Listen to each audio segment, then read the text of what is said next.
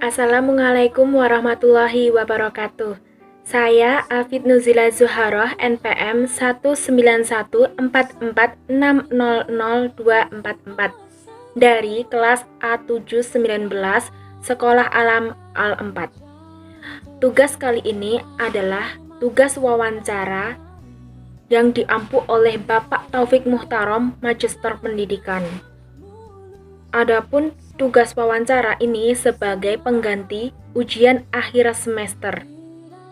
Untuk pertanyaan pertama yaitu program kegiatan apa saja yang dilakukan saat menjalani kampus mengajar angkatan 3, yaitu yang pertama literasi dan numerasi, adaptasi teknologi, administrasi sekolah. Program kerja tersebut dari Kemendikbud. Untuk yang selanjutnya yaitu lain-lain. Adapun lain-lain ini adalah program kerja yang kami rancang secara berkelompok. Program kerjanya untuk literasi dan numerasi ada pembiasaan membaca buku sebelum kegiatan belajar mengajar selama 15 menit. Dan untuk yang kedua yaitu pendampingan membaca Al-Quran yang dilaksanakan di hari Rabu dan Kamis. Untuk yang ketiga yaitu klub membaca. Klub membaca ini dilakukan khusus untuk siswa yang kurang lancar dalam membaca. Selain itu, kami juga mengajari siswa untuk menulis agar siswa dapat mengenal huruf. Untuk yang keempat yaitu mading kelas dan mading sekolah.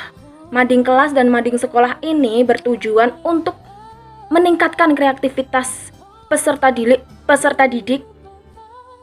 untuk menciptakan suatu hal yang disukainya dalam lontaran tulisan, yaitu berisi puisi, cerita, lagu, biografi, pantun, dan masih banyak lainnya. Untuk selanjutnya yaitu pendampingan PTS dan PAT. Untuk saya sendiri yaitu pada saat PTS itu siswa saya bacakan, kemudian untuk hari selanjutnya jika siswa belum lancar juga masih saya bacakan. Dan untuk hari kelima siswa dapat mengeja sendiri, itu untuk PTS. Dan untuk PAT itu saya mendampingi juga sama, tapi untuk PAT ini siswa sendiri membaca walaupun masih dieja, tapi tetap saya tunggui. Untuk selanjutnya yaitu media pembelajaran. Media pembelajaran ini ada 2, yang satu media pembelajaran interaktif dan yang satu digitalisasi pembelajaran. Untuk digitalisasi pembelajaran nanti masuk ke adaptasi teknologi. Untuk media pembelajaran numerasi, pada media ini terbuat dari media interaktif yang diberi nama papan perang. Selanjutnya yaitu adaptasi teknologi, pelatihan pengaplikasian komputer, digitalisasi pembelajaran, dan yang ketiga adalah AKM. Untuk AKM sendiri ini dari Kemendikbud yang dilakukan karena AKM ini merupakan tes sebelum mahasiswa kampus mengajar memulai pembelajaran, dan setelah mahasiswa kampus mengajar itu selesai dalam program kerjanya.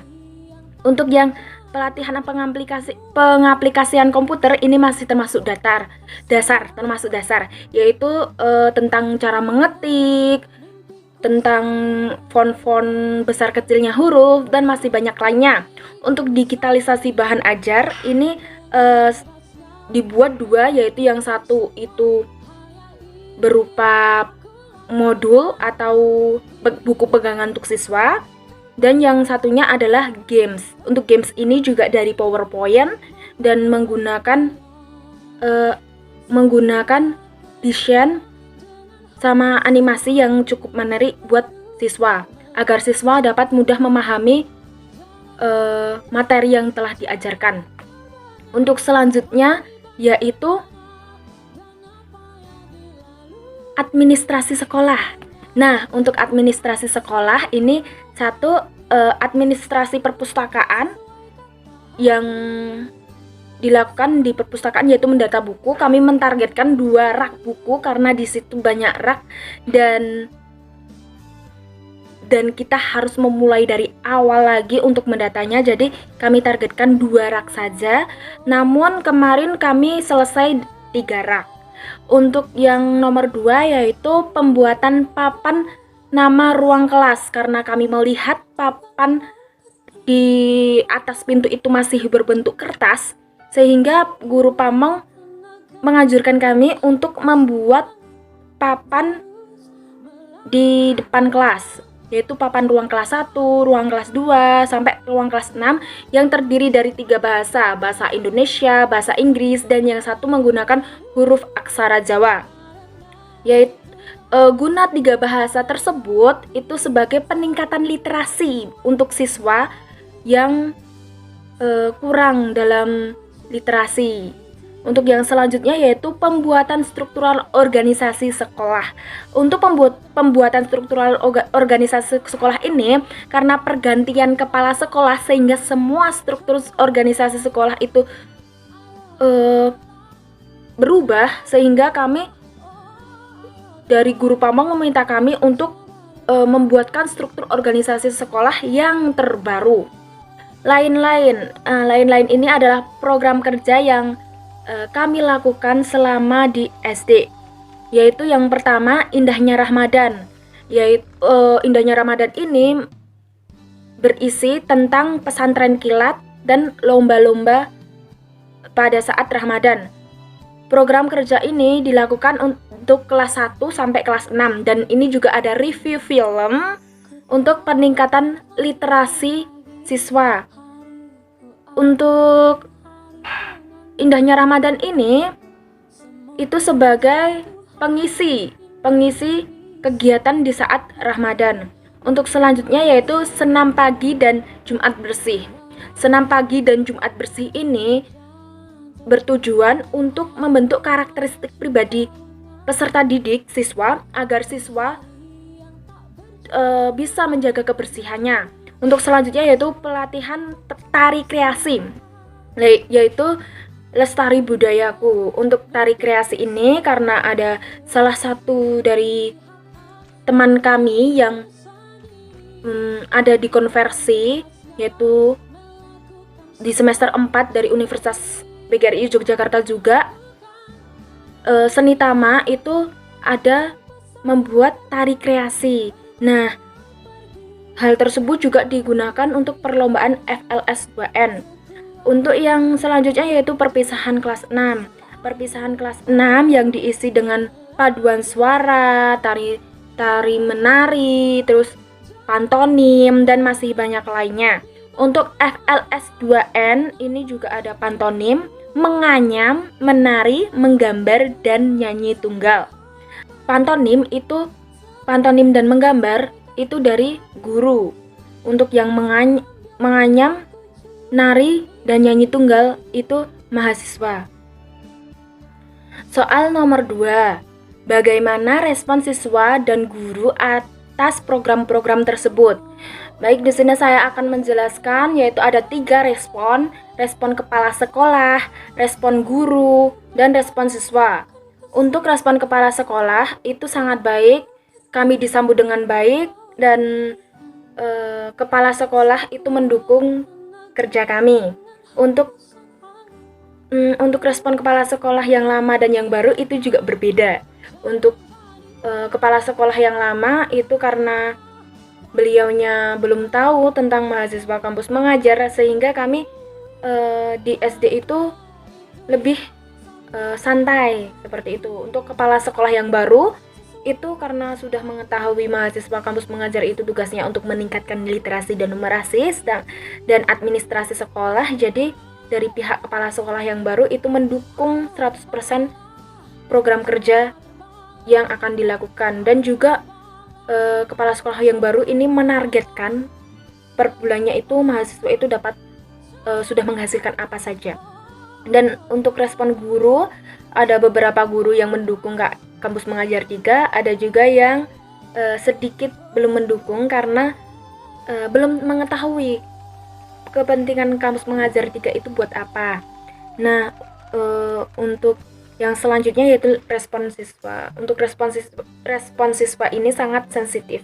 Siswa di SD ini sangat senang adanya kami berada di SD. Namun anak-anak itu sering membandingkan kami dengan angkatan kampus mengajar angkatan 2.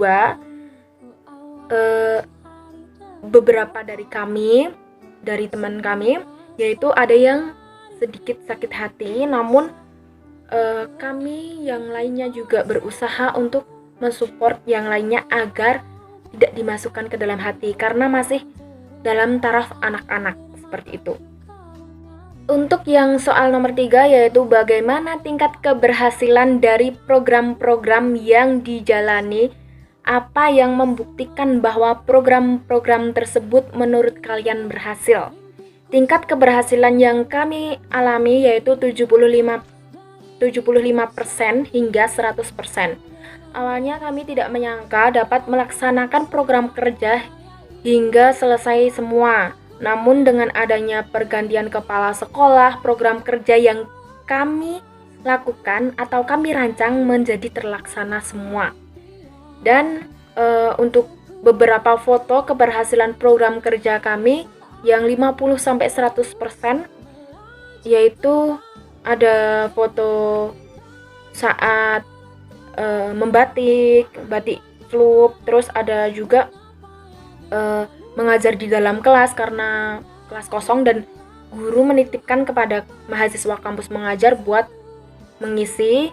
Kemudian ada juga latihan soal, pendampingan atau pembahasan soal di kelas 6, yaitu matematika, IPA, dan bahasa Indonesia guna untuk ke jenjang SMP. Kemudian ada juga yang juara lomba FLS2N yaitu menggambar dan media pembelajaran papan perang serta digitalisasi pembelajaran. Kemudian sekolah-sekolah yang berbasis sekolah alam yang kami lakukan itu juga berhasil. Untuk selanjutnya yaitu nomor 4, jelaskan apa saja dampak kehadiran mahasiswa kampus mengajar pada warga sekolah. Perubahan apa yang terjadi dengan kehadiran program-program mahasiswa kampus mengajar?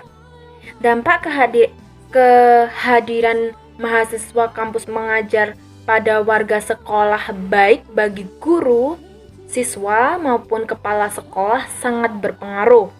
Dampak bagi guru dan kepala sekolah, program kampus mengajar ini meningkatkan literasi dan numerasi serta adaptasi teknologi dan administrasi sekolah. Untuk dampak bagi siswa yaitu siswa mendapatkan pengalaman yang baru, proses belajar yang baru yang lebih menarik dan berbagai macam pengajaran dan dapat memotivasi siswa. Jadi mahasiswa dapat memotivasi siswa untuk bersekolah atau menempuh pendidikan sampai jenjang pendidikan tinggi, tidak hanya jenjang SMA saja. Untuk selanjutnya yaitu sebut dan jelaskan salah satu program yang telah dijalankan oleh mahasiswa kampus mengajar yang ada hubungannya dengan mata kuliah sekolah alam atau pengembangan kurikulum SD. Bagaimana keberhasilan program tersebut, apa saja kendalanya, bagaimana mengatasi kendala tersebut. Sekolah alam, sebelumnya saya akan menjelaskan tentang pengertian sekolah alam secara umum. Sekolah alam merupakan sekolah alam yang berbentuk pendidikan alternatif berbasis alam semesta. Sekolah alam itu pembelajaran di luar kelas, namun ada juga yang di dalam kelas. Kalau di dalam kelas merupakan pembelajaran yang mengasihkan dan berbuah pengalaman. Pertanyaannya, sebut dan jelaskan salah satu program yang telah dijalankan oleh mahasiswa kampus mengajar yang ada hubungannya dengan mata kuliah sekolah alam atau pengembangan kurikulum SD. Untuk yang pertama yaitu membatik. Membatik dilakukan di luar kelas. Dalam proses membatik ini, siswa sangat antusias untuk belajar membatik. Untuk selanjutnya yaitu senam dan Jumat bersih. Selain untuk badan sehat dan pengenalan lingkungan ini dapat bermanfaat buat siswa, yaitu membentuk karakteristik pribadi siswa supaya menjadi hidup lebih bersih, lebih sehat, dan lebih rapi.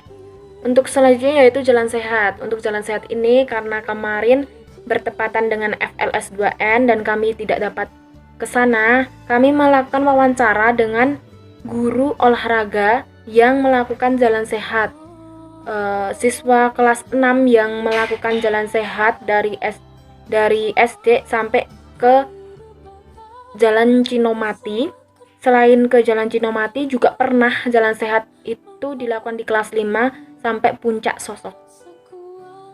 Untuk yang nomor 4 yaitu menanam tanaman. Menanam tanaman ini kami lakukan selain untuk melestarikan lingkungan, kami juga bertanya kepada siswa yang ikut serta dalam menanam tersebut, yaitu kami bertanya apa saja ini tumbuhannya, ini tumbuhan apa, dan kami juga menjelaskan tumbuhan itu apa. Untuk selanjutnya yaitu mading sekolah yaitu berada di luar, dan kami juga menyusunnya juga di luar bersama dengan anak-anak. Untuk selain mading yaitu ada juga upacara bendera. Nah, untuk upacara bendera ini kami membantu untuk melancarkan atau mengajari siswa dalam penjedaan notasi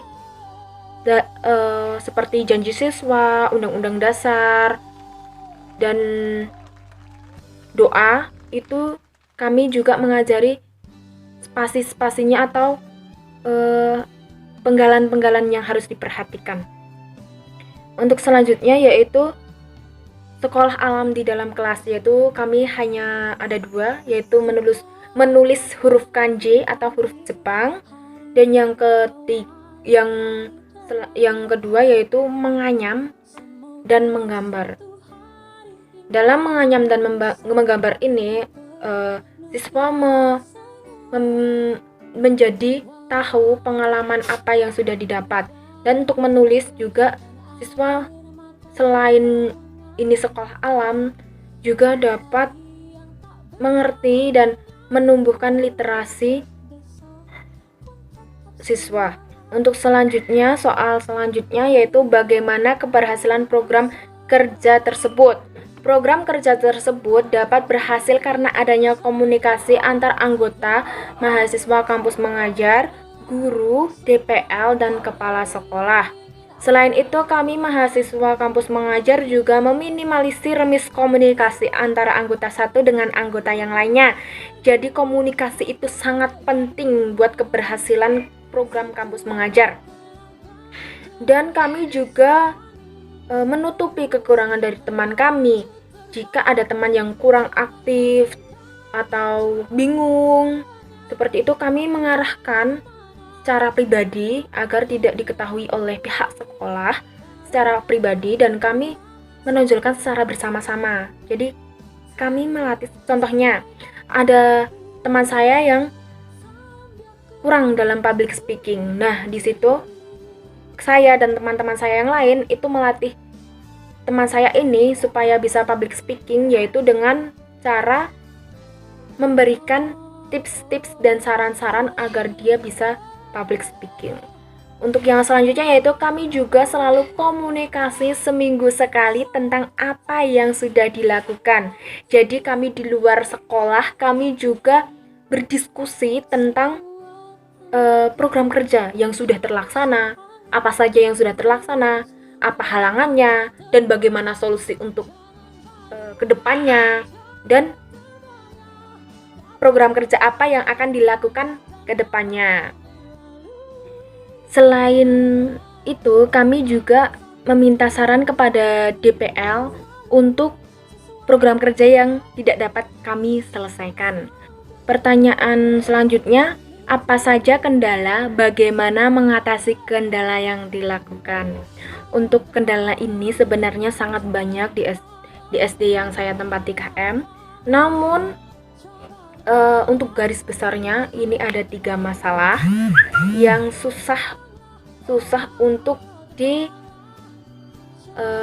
dievaluasi. Namun kami akhirnya juga bisa mengevaluasinya. Kendala yang pertama yaitu sering dialami miskomunikasi itu sering sekali. Dimanapun berada pasti itu miskomunikasi. Namun kami pribadi, kami masing-masing anggota kampus mengajar kami itu meminimalisir hal tersebut dengan cara yaitu tanya kepada teman yang lain. Itu yang pertama. Yang kedua, jika benar-benar nggak tahu, itu tanya secara detail. Dan kami juga sebagai teman memberitahu teman tersebut yang tidak mengetahui dengan sabar, tidak supaya program kerja kita itu terus dapat terlaksana, terus menyesuaikan keadaan dalam kegiatan yang dilaksanakan. Jadi selain itu yang ketiga menyesuaikan. Jadi setelah itu tahu gini, terus tahu gambarannya seperti itu, dan kita kemudian menyesuaikan dalam kegiatan. Untuk yang selanjutnya yaitu kendala selanjutnya itu di guru. Untuk guru ini jujur dari saya dan teman-teman itu tidak dapat mengatasi kendalanya. Bahkan DPL kami juga menyarankan kami buat diskusi dengan guru pamong. Nah, untuk kendala ini yaitu guru merokok di lingkungan sekolah. Dan guru merokok di lingkungan sekolah di SD yang saya tempati KM itu bukan hal yang tabu gitu. Jadi udah wajar seperti itu. Namun karena banyak guru, jadi siswa ikut merokok di lingkungan sekolah kalau setelah pulang sekolah.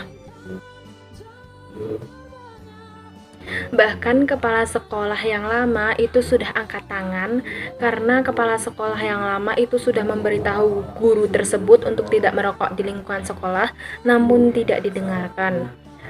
Untuk pergantian kepala sekolah yang selanjutnya, yang kepala sekolah yang baru, kami merasa senang karena kepala sekolah yang baru ini mendukung program kerja kami tentang rokok, dan malah beliau ikut serta dalam program sekolah bebas asap rokok di SD tersebut.